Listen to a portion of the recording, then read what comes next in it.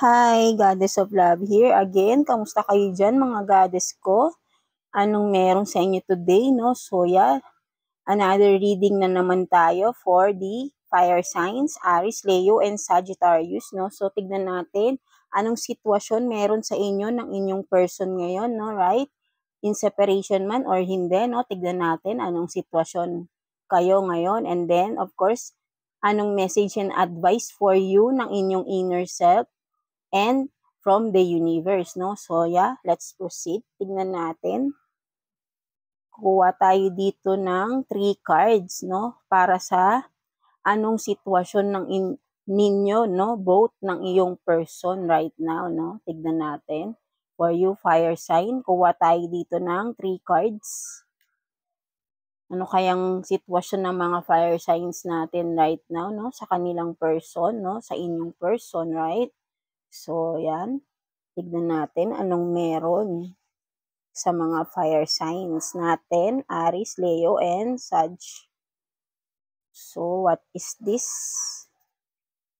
So, you have this, send me a message, no? So, for some of you, no, maybe merong baka hindi kayo nag-uusap ng person mo, naghihintayan kayo parehas na kung sino ang mauna mag-send ng message, right? No? So, ito ang sitwasyon nyo right now, no? Naghihintayan kayo ng message sa isa't isa, no? Right? So, and what else? You know my secrets, no? So, for some of you, fire signs, no? Alam nyo na yung mga sikreto nyo. Sekreto ng bawat isa, no? So, alam mo na sekreto niya, alam niya rin ang sekreto mo, right? No? So, kasi, syempre, kung anong sitwasyon nyo, no? So, ito nga, no? And then, last, I am worthless, no? So, whoever is this, ikaw or ang person mo, no? So, may nakakaramdam dito na I am worthless, no? Maybe dahil may pagtatalo rito sa inyo ng iyong person, right? No? Maybe, pwede rin dahil sa mga secrets na ito, nagtalo kayo, dalawa, and then wala kayong pag-uusap. That's why, naghihintayan kayo sino ang mauunang mag-message, no? Sa inyong dalawa, no? Because, one of you are feeling, right now, feeling worthless, no? So, siguro, may mga nasabi kayo na masasakit na salita sa isa't isa, no? Kayo lang din nakakaalam nito, fire signs, no? So, kung sino man tong nakakaramdam sa inyo ng I am worthless, no? So, maybe, kung ikaw man, kung ganito yung sitwasyon nyo, and of course, ayaw mo namang, kung hindi naman ganun kabigat, kung ano man itong secrets na to, dapat siguro ay pag-usapan nyo, no? So, ikaw na siguro ang maunang mag-message sa kanya, right? Para mapag-usapan nyo kung ano man itong mga secrets na ito, right? So, kailangan maging clear kayo sa isa't isa. Maging clear kayo sa mga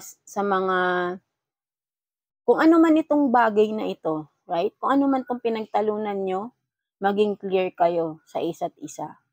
Para kung gusto nyo pang i-save itong relationship ninyo, or kung hindi na talaga kaya, is kailangan may pag-uusap ng maayos.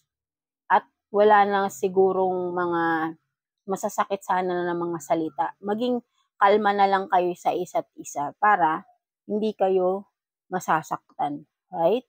No? So, kailangan lang dito siguro ng maayos na pag-uusap. Both of you, no? So, yeah. So, kung ikaw, maybe ikaw pwede mong, siguro ikaw na lang yung maunang mag-message. And then, tanungin mo, ano ba talagang meron pa sa ating dalawa?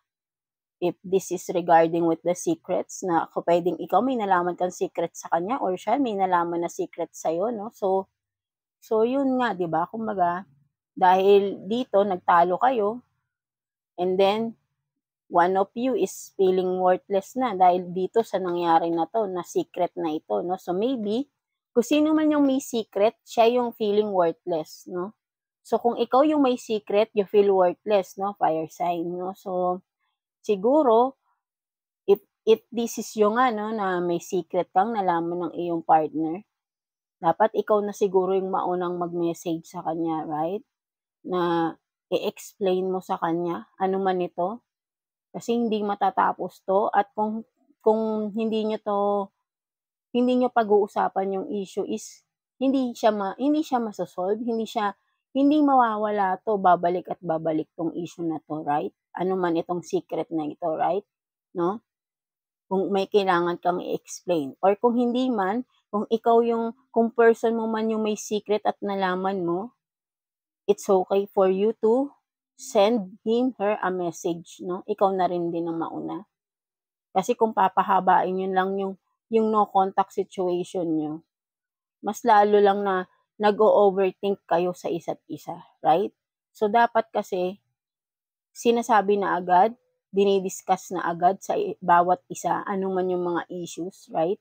No, para hindi na din lumala. Something like that, no? So kung may kung masisave pa yung relationship, 'di ba? Or kung hindi na, dapat mag-usap na lang din na maayos, right? No? Para hindi kayo galit sa isa't isa, 'di ba? Right? No? So yeah, that's it for you, fire signs. No? So tignan naman natin anong message ng inyong inner self right now, no? Fire signs. Message ng inyong inner self. Kuha tayo dito ng 2 cards for you, fire signs, Aries, Leo, Sag, no? Ano kayang message ng inyong inner self? So let's see ano 'yan. No? So yan, no? Sana may mga naka-resonate kung whoever dun sa ano nyo, no, sa person nyo. So, yeah, let's see. Ano naman itong message ng inyong inner self? So, you have this cleanse, no? So, yeah, for some of you, literally na mag-cleansing daw kayo. Pwedeng sa bahay nyo, mag-cleansing kayo kung alam nyo itong mga ganito, yung mag-insenso kayo, maybe para matabo yung mga negativity sa inyong bahay, no? And also for yourself din, no? Pwede kayong mag-salt bath, no? For some of you, baka nakakasagap kayo ng mga negativity. Baka for some of you is nakakaramdam kayo, bakit parang hindi umuusad ang iyong buhay or something ang iyong financial, no? So maybe there are bad energies sa inyong bahay or also sa iyo, no? Mismo, fire sign, no? You have to cleanse yourself, no? So yeah, no? This is no? Kung sino lang din naniniwala rito, no? So maybe, no? So yeah, with the moon, no? Kasi with the moon, no, makikita mo, if maniniwala lang for some of you, no? With this moon, merong mga tao sa paligid mo na nagsisikreto sa iyo, fire sign, no? Or vice versa, no? Baka ikaw ay may tinatagong sikreto, right? No? So yeah, you have to cleanse yourself, no? Kasi may mga negativity around you, no?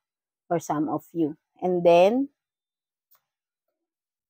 unplug, no? For some of you, itong sinasabi ng iyong inner self, unplug daw. So, maybe you need to get out, no? Mag-isa, no? Yung parang mag-unwind ka mag-isa, no? You need to, ano bang tawag dun? Hindi ko yung parang magbabakasyon ka mag-isa, right, no? For you to have this peace, no? So, for some of you, baka masyado na kayo ring exhausted sa araw-araw, no? Sa bahay nyo, sa family nyo, or sa work man, di ba? Whatever it is around you, na medyo exhausted na kayo, no? So, kumbaga, sinasabi ng iyong inner self is, pahinga-hinga muna ikaw, punta ka sa mga lugar na makaka-relax sa'yo, no? Unplug, disconnect ka muna sa mga problema, pwedeng gano'n, baka puro problema na lang. So, maybe, masyado ka ng exhausted nga, no? Something like that, no? So, unplug yourself, no? So, pwedeng, para kumalma ka, para ma-relax ang iyong mind, no? Magkaroon ka muna ng peace of mind for some time, no? You need to, to get out muna siguro, magbakasyon ka, no? Para makalma mo yung sarili mo, yung pag-iisip mo.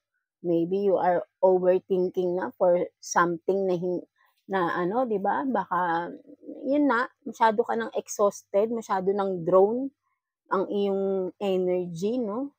Parang wala ka ng lakas, no? Something like that, no? So, disconnect ka muna sa mga tao sa paligid mo, something like that, no? So, ayun ang sinasabi sa'yo dito ng iyong inner self na you need to go to a place na makakalma mo yung sarili mo, makaka-relax ka, no? Something like that. Kailangan mo ng pahinga, no? For you, no? So, for some of you, fire sign, no? So, yeah. That's it, no? Ayan ang message sa'yo ng iyong inner self, no? And, of course, tignan naman natin anong message sa'yo ni universe, no? Ni God. Tignan natin, message for you, fire signs, Aries, Leo, Sag. Kuha rin tayo dito ng 2 cards, no? For you. Ano kayang message for you, no? So, maybe dahil nga meron din nangyayari sa iyong relationship, maybe masyado na kayong exhausted, masyado ng maraming nangyayaring mga problema around you, no? Kailangan mo munang huminga, no? Something like that, no? So, tignan pa natin to. Ano to? So, yan, no? You have this, create and progress, no? So, sinasabi nga sa'yo ni universe, no? So, sabi nga ng inner self mo, di ba? Mag-disconnect ka muna sa pwedeng, di ba? Kumbaga sa mundo, no? Be your own world muna, no? Ikaw muna mag-isa, right? No? So, create and progress para makapag-isip-isip ka. Maybe, kung ano man yung mga problemang pinagdadaanan mo right now, fire sign, maybe, dahil sa problema mo, nakakalimutan mo na yung sarili mo, for some of you, no? So, nawawalan ka na ng motivation, right? No? So, ito sinasabi sa iyo ni universe, no? Create and progress, no? For some of you, baka financially, ito, marami kasing aspect na pwede tayong problema na exhausted tayo, right? No? So, maybe kapag nag-disconnect ka muna, no, sa world, no, and be your own world muna, right? Then makakapag-isip-isip ka ng mga new ideas, 'di ba? Create and progress. Pwede kang baka may maisip kang mga bagay-bagay na baka sasabihin sa sarili mo, kaya ko palang gawin to, right? Like this one, 'di ba? Nagpe-painting, no? Baka literal akala mo hindi ka naman marunong mag-painting, but then baka pag mag-isa ka na lang, nasa relaxation ka, ma-discover mo yung mga hidden skills mo pa, no? Marunong pala ako nito, no? Right? No? So, something like that, no? So, kailangan mo lang ng time for yourself, no? Para i-discover mo pa yung sarili mo, right? No? Para ma-relax mo din yung sarili mo, no? And for you na, para nga, ma-discover mo pa ano pang meron sa'yo, right? No? Fire sign, no? And with that, I think, kung ano man itong mga skills mo, no? Being creative, no? Kung ano man ito, pwede mo pang ma-discover sa iyong sarili. Magtatagumpay ka with that, no? For some of you, no? So, ito yung message sa'yo ni universe. Discover your skills, no? Take time to discover yourself, no? And it will help you para magtagumpay ka sa buhay, no? So, yeah. And what else? 'Di ba? You have this perfect moment, no? So, sabi sa iyo ni universe, no, na this is the perfect moment, no? Na tama 'yon, mag-relax ka, mag-disconnect ka muna, be your own world muna, 'di ba? And from that, madi-discover mo pa yung mga hidden skills mo, hidden talents mo. And yes, because it's the perfect moment for you, no? It's the perfect moment for yourself, 'di ba? So, ayun yung sinasabi sa iyo ni universe, no? Kung may mga nag-iisip sa inyo na gusto niyo munang umalis, something like that, magbakasyon mag-isa, no? So, it's a perfect moment for you kung naiisip niyo yan. It's a perfect moment na gawin na yan, no? For some of you fire signs, sinasabi sa iyo ni universe na kung naiisip mo yan, gawin mo na. It's for your own good, no? Para baka with that, mas marami ka pang ma-discover para sa sarili mo, no? So, yeah, that's it for you, fire signs, no?